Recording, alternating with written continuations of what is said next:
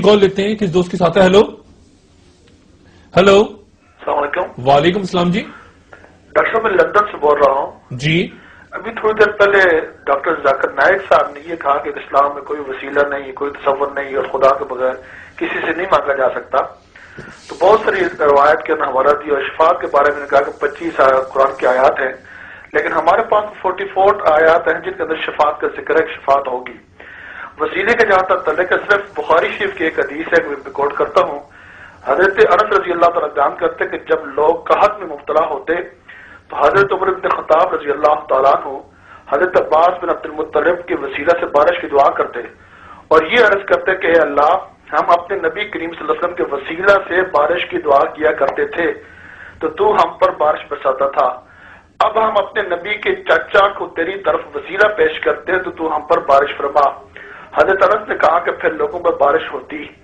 اب یہ حدیث بخاری شریف کے اندر بھی ہے. اسی طرح ایک دوسرے نبی نے صحابی کے بارے میں وقت نہیں ہے، ورنہ میں وہ حدیث اگر آپ کہیں تو میں حدیث بیان کر دوں. اچھا، یعنی وسیلے کے حوالے سے آپ کا کہنا یہ ہے کہ صحیح بخاری آپ کوٹ کر رہے ہیں. صحیح بخاری شریف کے حدیث نمبر پہلی بخاری شریف جلد نمبر پہلی ہے، حدیث نمبر 1010 حدیث نمبر. اور پھر دوسری حدیث جو حضرت عثمان بن حنیف رضی اللہ تعالیٰ میں جواب دے دیتا ہوں اس کا. ایسے آپ کو کئی حدیث ملیں گے جو آپ فرما رہے ہیں بالکل صحیح، لیکن یہ جتنے آپ حوالے دے رہے اس ٹائم محمد صلی اللہ علیہ وسلم زندے تھے. اگر کوئی شخص زندہ ہے اور آپ کہتے ہیں کہ آپ میرے لیے دعا کرو، میں کہوں گا ڈاکٹر شاہد آپ میرے لیے دعا کرو، تو یہ جائز ہے کیونکہ شاہد صاحب زندہ ہے. تو جتنے حدیث آپ کو ملیں گے صحابہ محمد صلی اللہ علیہ وسلم کے ذکر سے، اس ٹائم محمد صلی اللہ علیہ وسلم زندے تھے. جب زندے تھے آپ ان کو کہہ سکتے ہیں کہ آپ میرے لیے دعا کرو اور وہ دعا کریں گے، یہ جائز ہے. میں آپ سے بھی کہہ سکتا ہوں، آپ مجھ سے کہہ سکتے، لیکن ایک بھی حدیث یہ نہیں ہے موجود صحیح بخاری یا صحیح مسلم میں کوئی بھی صحیح حدیث میں کہ محمد صلی اللہ علیہ وسلم کے انتقال کے بعد کوئی ایک بھی صحابی نے ان کے انتقال کے بعد کہا کہ محمد صلی اللہ علیہ وسلم کے ذریعے یا اللہ سبحانہ و تعالیٰ میں دعا کو قبول کرو. ایک بھی حدیث نہیں ملیں گی. آپ جتنے حدیث کوٹ کریں سینکڑوں ملیں گے. اس ٹائم محمد صلی اللہ علیہ وسلم زندے تھے اور کئی صحابہ نے کہا محمد صلی اللہ علیہ وسلم آپ ہمارے دعا کرو. یہ بالکل جائز ہے. اور میں نے یہ کہا کہ 25 کم از کم آیتیں، آپ کہتے 40 آیتیں، آپ ایک صرف آیت بتاؤ جس میں وسیلہ لکھا ہوا ہے. صرف قرآن میں 2 آیتیں جس میں لکھا ہوا ہے کہ وسیلہ کرنا غلط ہے، صرف جن کو اللہ سبحانہ و تعالیٰ اجازت دیں گے. اور یہ حدیث میں آتا ہے کہ محمد صلی اللہ علیہ وسلم کو آخرت کے دن پہ اللہ سبحانہ و تعالیٰ اجازت دیں گے، وسیلے کا حقدار بنائیں گے. وہ جب حضرت فاطمہ بنت اسد رضی اللہ تعالی عنہا کا وصال ہوا. حضرت فاطمہ بنت اسد حضرت علی رضی اللہ تعالیٰ عنہ کی امی ہے.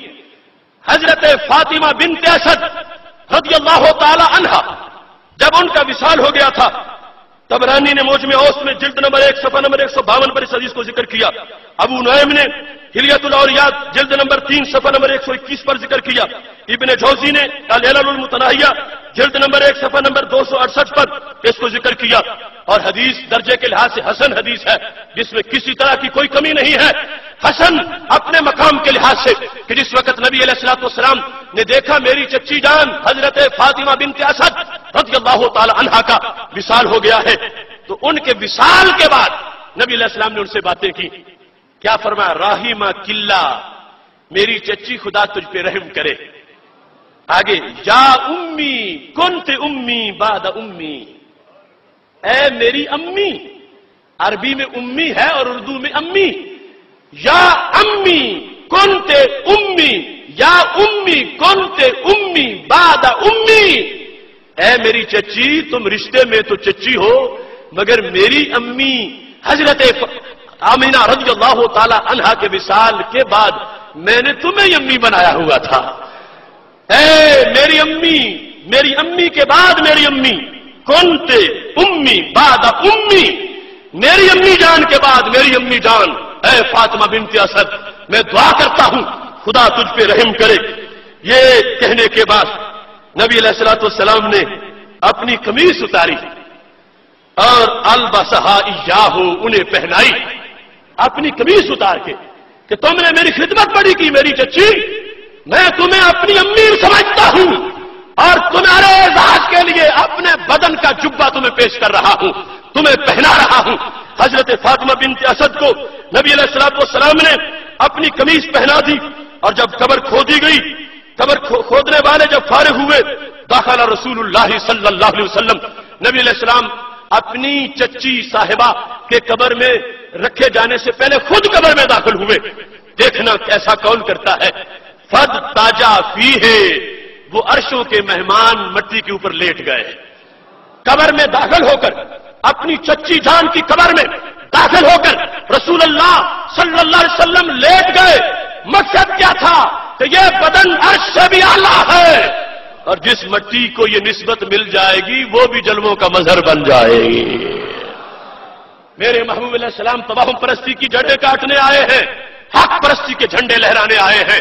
اپنی چچی جان کی قبر میں لیٹ کر ان کو امی کہہ کر اور ان کو امی بلا کر نبی علیہ الصلوۃ والسلام جس وقت لیٹے اس میں اتنا ہی کافی تھا.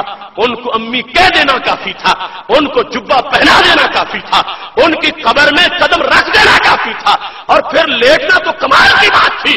لیکن اس کے بعد بھی میرے نبی علیہ الصلوۃ والسلام نے کتنا نوازا. اللہ الذی، اللہ وہ ہے یحیی و یمیت، جو زندہ بھی کرتا ہے جو مارتا بھی ہے. وہ حی لا یموت، وہ خود زندہ ہے، وہ کبھی فوت نہیں ہوتا.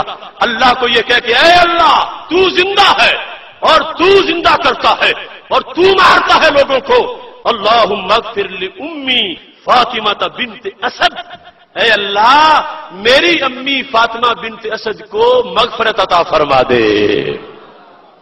اچھا، وَلَكَّنَا حُجَّتَهَا وَوَسَّا، آپ نے تلقین کی، یعنی وہ جواب کی آسانی کے لحاظ سے بھی، اور پھر رب ذوالجلال کی بَصِّ عَلَيْهَا مُدْخَلَهَا، اے اللہ ان کی قبر کو کھلا کر دے. تدفین ہو گئی، اب دعا ہو رہی ان کی قبر کو کھلا کر دے.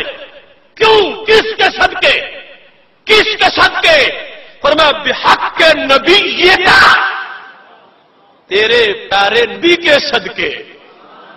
بحق کے نبی یہ کا، میں جو تیرا نبی بول رہا ہوں، میں نے ان کو امی کہہ دیا ہے، میں نے ان کو جبہ پہنا دیا ہے، میں ان کی قبر میں لیٹ چکا ہوں. اے اللہ میری امی کو میرے لیے معاف فرما دے، میرے لیے بخشش فرما دے.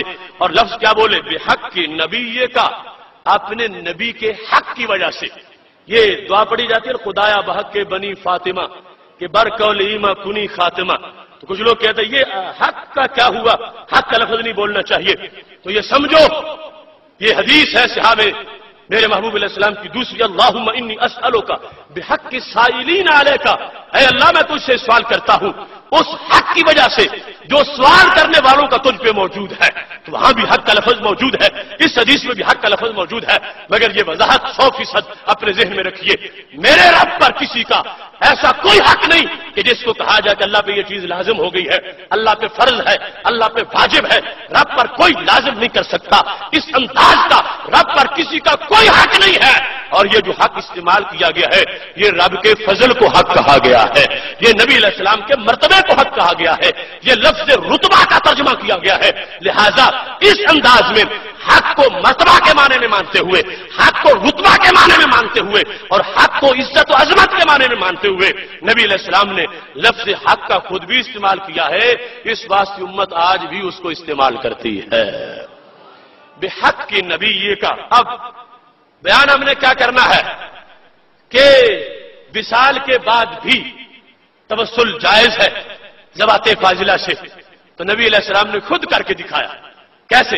پہلے تو اپنا نام لیا بحق کے نبی یہ کا کہ ان پر دروازے کھول دے رحمتوں کے اپنے نبی کے صدقے. پھر فرمایا والانبیاء الذین من قبلی، ان سارے نبیوں کے صدقے جن کو تو نے مجھ سے پہلے بھیجا ہے. اب وہ لوگ کہاں گئی ان کی سوچ جو کہتے تھے کہ جو زندہ ہے اس سے تو وسیلہ جائز ہے اور جو دنیا سے چلا جائے اس سے وسیلہ جائز نہیں. سارے انبیاء کرام علیہ السلام کا وسیلہ میرے نبی علیہ السلام نے پیش کیا ہے. حدیث فاطمہ بنت اسد میں انبیاء الذین من قبلی کے الفاظ موجود ہیں. اے اللہ میرے صدقے اور مجھ سے پہلے جو تیرے نبی گزرے ہیں ان کے صدقے اور سارے انبیاء کرام علیہ السلام جو پہلے تھے ان کا وصال ہو چکا تھا، وہ دنیا سے جا چکے تھے، ان کا وسیلہ پھر بھی پیش کیا جا رہا تھا، اور کون کے پیش کر رہا ہے؟